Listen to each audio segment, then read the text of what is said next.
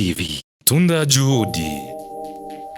Ndabaramukije nshuti bakunze ibiganiro cya kuri DFTV mukaba muri kumwe na Dinye Delicia mu kiganiro Histars News twaramutse tugenderwa n'umushitsi reka ntiriwe ndabarandira shobore kuza kumuha kanya ashobore kubaramutsa ndabibutse ko the behind the camera haba hari Logic Jamal abandanya akora ibikora nka kugira ngo amasanamu amere neza cyane gose kuri uno munsi novuga ati n'umushitsi witeka reka araza kugira icyo bivuze ko mutibagira gukora subscribe share kugira ngo nabandi bashobore kuronka ibiganiro bica kuri DFTV reka ndamukanya kugira ngo ashobore kubaramutsa ndabaramukije nanje ndabaramukije nongera ndamutsa abakunzi bakurikirana ibikorwa vya DFTV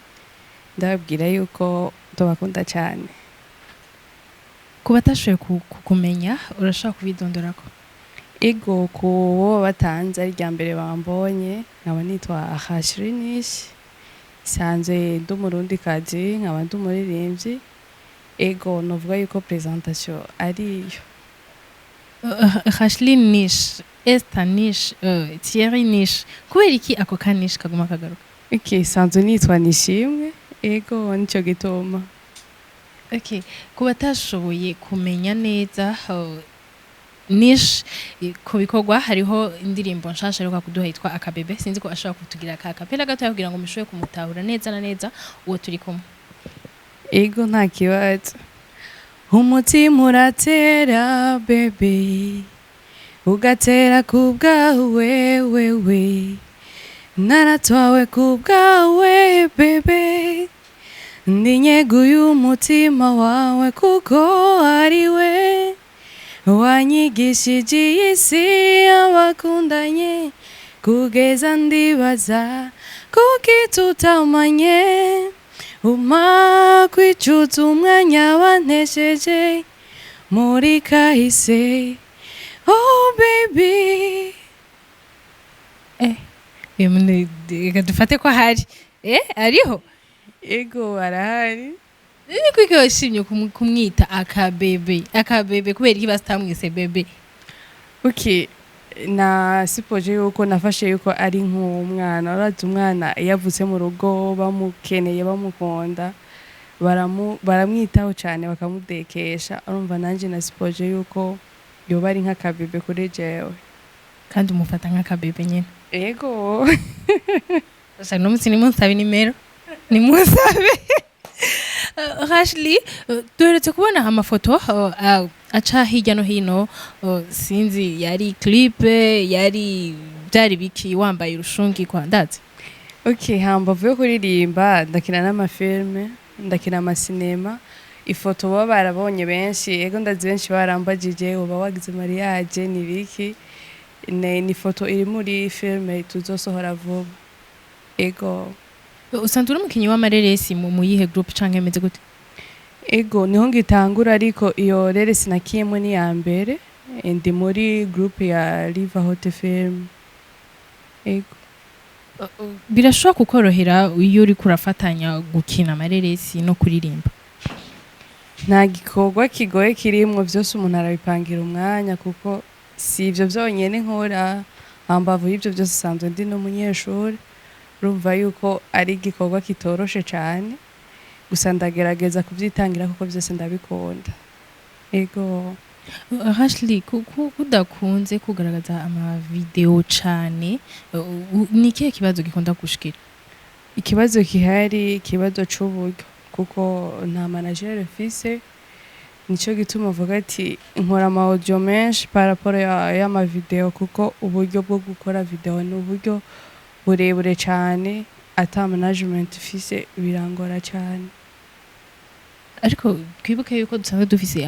management menshi ari hano nta uriyumvira ko kuja ati reka ngende kuguruza ko mburi hari ico ashobora kuzobimfashako oya hawe novuga yuko hari abo maze kuja gusaba navyo ndigera nkora na rimwe oya uravyumviraho ko umunsi umwe uzogenda kuguruza ati mumfashe ego ndavyumvira ariko ndavuga ati reka mbanze nkore hari n'igihe usanga hari ushimye nk'ibikorwa byanje akavuga ati urya muntu arakwiye gushikikirwa ugasanga aramfashije ntiriwe ndaje no kubaza vuga ati reka mbanze nkore ndawe aho nshikana ibikorwa byanje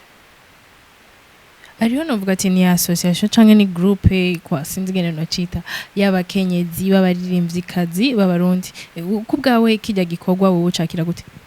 kiya gikorwa genda nacakire neza ubwa mbere honyine baciyumvira irya groupe kuyicreya kuko hari vyinshi twahamenyeye cyane cyane kunguka mw'abagenzi kuko hariho benshi nyene nabona baririmba me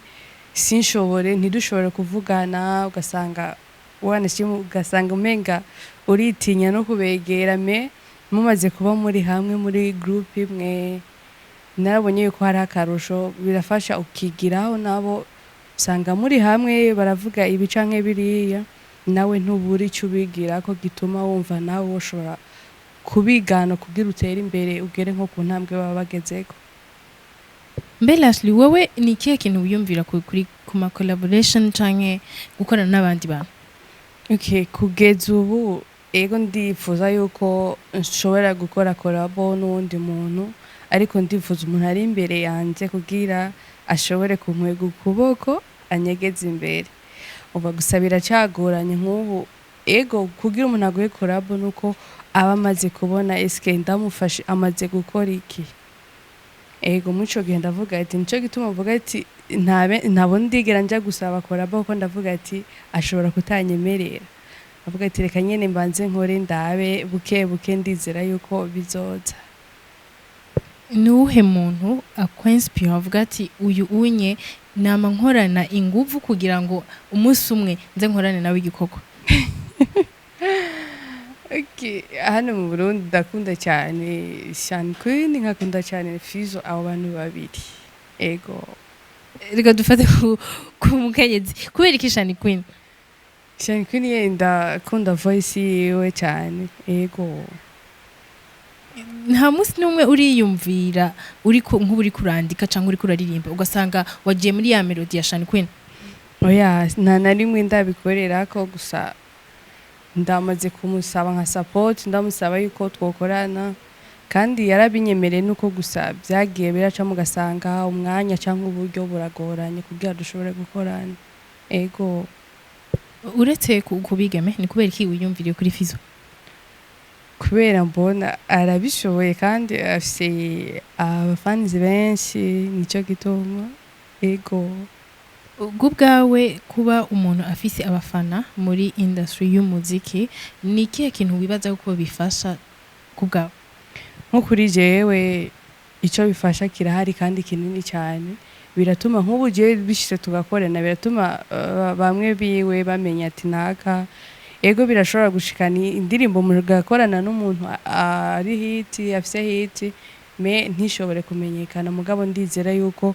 birinze bishika yuko sinobura yindi nivo njako kuko noba nakoranye n'umuntu abizi kandi afise abafanizi benshi ego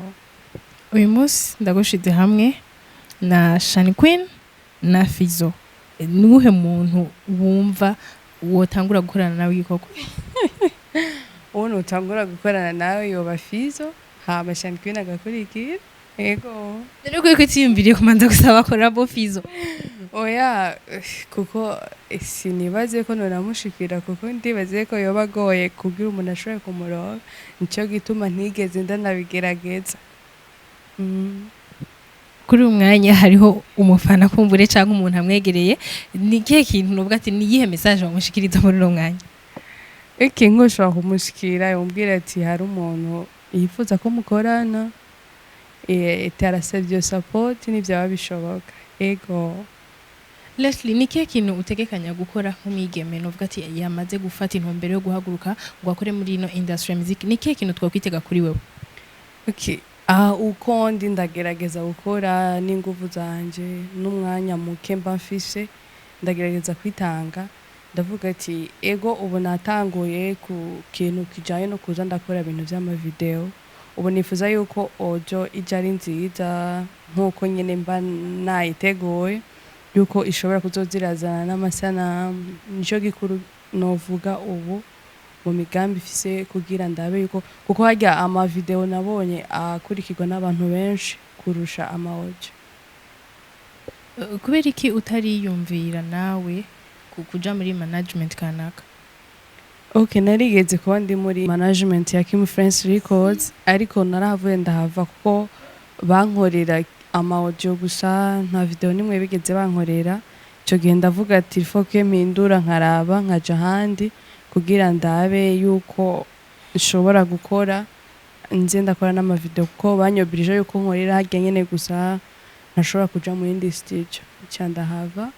Ubu rero ndaho nyene nta management ndimo. Kumbure hari umuntu ashobora kuvuga ati nabonye umwigeme yavuze ati arahagurutse arashobora gukora ikintu ni hehe bo gutora ni gute bashobora kuronka umuntu yifuza kundondera ndahari ku Facebook, Twitter, Instagram hose nkoresha izina rya Rashly Nish. Wifuza naho kuraba ibikorwa vyanje kuri YouTube naho nyene nkoresha Rashly Nish. Rashly ni kihe kintu canke message woha abakunzi ba DFTV bariko baradukurikirana muri no mwanya? Abakunzi ba DFTV cyo nobabwira nuko bobandanya basigikira ari nk'igikorwa cyabonetse partage mu group bagatora link kagira partage hashoboka kugira ibikorwa bigume bibandanya bije imbere. Ego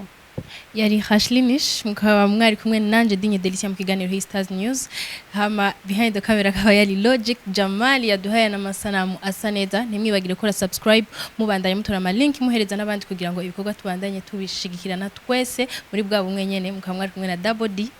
Ciao. DFTV. Tunda Juhudi.